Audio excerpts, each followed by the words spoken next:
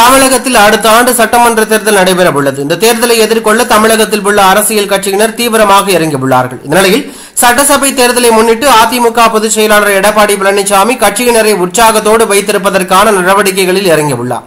அதன்படி அதிமுக பொதுச் செயலாளர் எடப்பாடி பழனிசாமி இன்று இரவு சென்னை அடையாறு பசுமை வழிச்சாலையில் உள்ள தனது இல்லத்தில் அதிமுக எம்எல்ஏக்கள் அனைவருக்கும் இரவு விருந்துக்கு அவர் ஏற்பாடு செய்திருக்கிறார். இந்த விருந்தில் 7 வகையான அசைவ உணவுகள் மற்றும் சைவ உணவுகள் பரிமாறப்படுகிறது.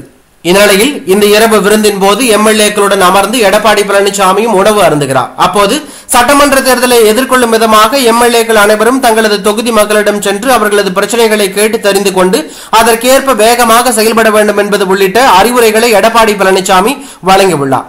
எடப்பாடி பழனிசாமி அளிக்கவுள்ள இந்த இரவு விருந்து அதிமுக எம்எல்ஏக்கள் மத்தியில் மிகுந்த உற்சாகத்தை ஏற்படுத்தி உள்ளதாக தகவல் வெளியாகியுள்ளது.